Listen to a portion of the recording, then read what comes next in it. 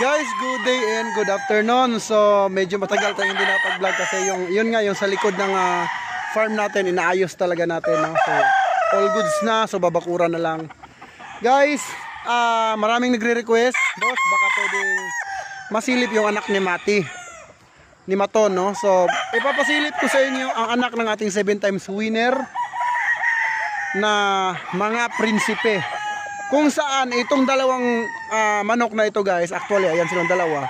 Yung dalawang manok na yan, talagang nasubukan ko na yung pulsyo niya. Napakagaling talaga. Ngayon, guys, pwede siya gawing panimula ninyo. Okay?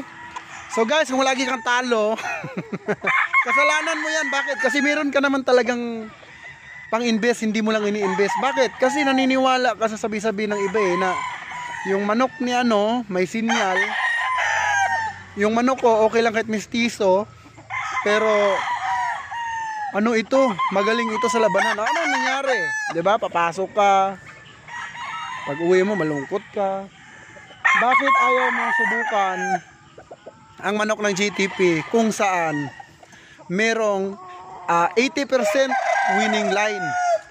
Kung saan talagang napakabigat talunin ng manok ng GTP Game Farm. So kaya ko po ito sinasabi, halos lahat po talaga ng nilalaban ko, basta Raptor, talagang lamang ako sa panalo. Now, hindi ko naman kayo mapilit kung talagang matigas ang ulo ninyo or gusto nyo talaga yung sinyalado o yung manok ng kauna-unahan ninyong lulo na in-implement nyo dahil ito ay winning line, or mas maganda mistiso kasi talon-talon. Ang tanong, where is the pride of sabungeros? Asan yung pride mo?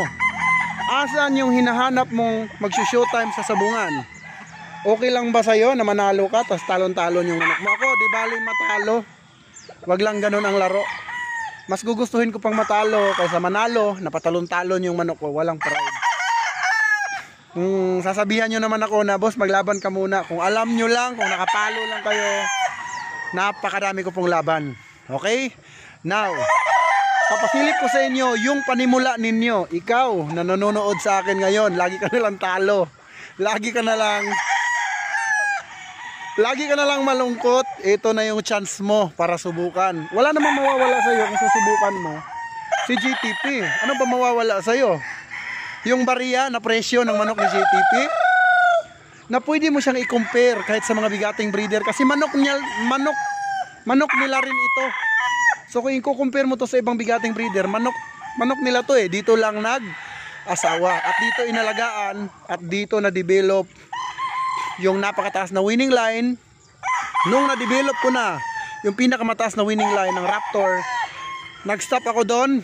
Bakit? Kasi sinubaybayan ko yung breeding ko, no? Actually ito ay street breed ng Raptor. So bihira kasi sa Raptor ang talagang napakataas ng winning line, guys. Now, tara, let's go. So available, trio, pair, quadro, akong bahala sa iyo. Pipilian kita ng manok na gustong gusto mo kahit hindi mo gusto. Joke lang. Ibibigay ko sa iyo yung pinaka-the best kasi dito sa GTP, alam nyo guys, sa GTP, ang target kailangang bumalik yung buyer. Hindi namin target or hindi ko target na pag nabayaran mo na ako, bahala ka na. Hindi.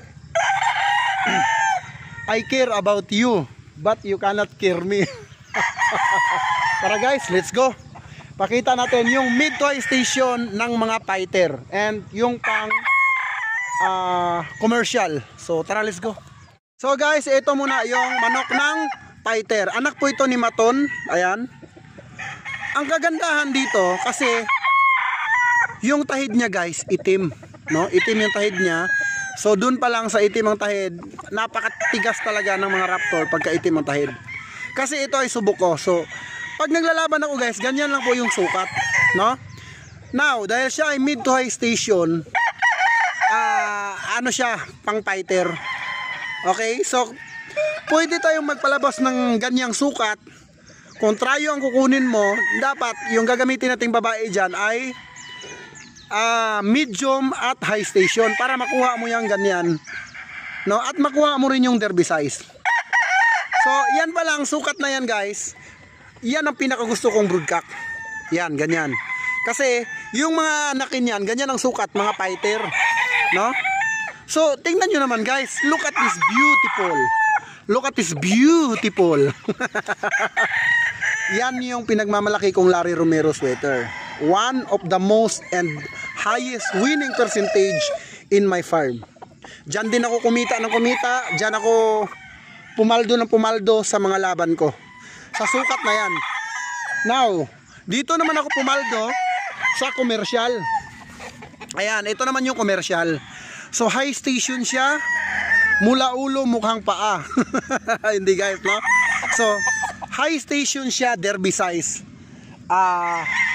Isa yan sa mga hinahanap ng mga buyers na commercial ang target. So ayan po siya. Napakalaking manok niya, derby size at high station. So maulan lang, kaya hindi nyo makita yung ganda ng balahibo. At ngayon po ay 6:30 na, no? So nag-vlog ako kasi marami ng comments sa YouTube na boss, mag-vlog ka naman, parang ang tagal mo na hindi nakapag-vlog. So ayan na po yung request niyo mga idol. So guys, bakit ko sinabi na commercial? Okay? Lahat tayo guys ay napapagod, lalo pag nagtatrabaho. Pero paano ka mapapagod kung ganito yung negosyo mo? Ha? Kumikita ka na, masaya ka pa. So paano ka mapapagod? Gusto mong lumaban, ang sarap-sarap umapak sa loob ng ruweda. Then kung magbibenta ka, guys, tignan mo naman. Look at this beautiful. So ito yung pang-commercial. Ayan. Guys, makikita nyo yung ano niyan, makikita nyo yung itsura niyan pag nag-vlog ako ng tanghali. Ito naman yung fighter. So ayan guys, yan yung fighter. Ito yung commercial. Yan yung available. So yung manok ko dito guys, kung sa mga hindi nakakaalam, ang JTP ay nagbi-breed, wala pong halo, no? Hindi po naghahalo.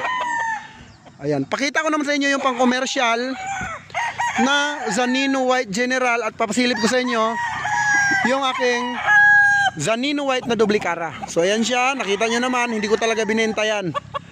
So mapapansin mo, puti yan. Ayan, puti yan. Pero pag tumalikod ka dito guys, dine, pag pumunta ka dine, sinibalang yan guys, sinibalang. Okay? Yan po ang aking Dublicara. Tignan nyo naman, look at his beautiful face. Look at his beautiful face, alright? Now, ito naman yung pang-commercial. Ang tangkad talaga. Bakit ko sinabing commercial yung matatangkad? Kasi mostly sa mga client ko, naghahanap talaga ng high station. Mostly kasi breeder yung clients natin. Ayan. Kaya siya pang commercial. Look at his beautiful face. Okay, siya po ay Zanino White General. Ito, pwede nyo kunin, pero ito, never. Alright guys, so I hope na nag-enjoy kayo sa ating vlog kahit ginabi na tayo. And always thank you guys, no? Maraming salamat sa mga sumusuporta sa GTP. Mabuhay ang bayang Sabongeros. God bless guys. And happy breeding sa lahat ng mga breeders. And happy sa lahat ng mga fighter. Ito pala guys ang aking LDT Gray na derby size. Ayan po siya. So ito yung late maturing, pero ngayon napaka-mature na. Ayan po, LDT Gray, high station, derby size. So yun lang ating vlog for today guys. Maraming salamat. God bless you all. Mabuhay ang bayang Sabongero.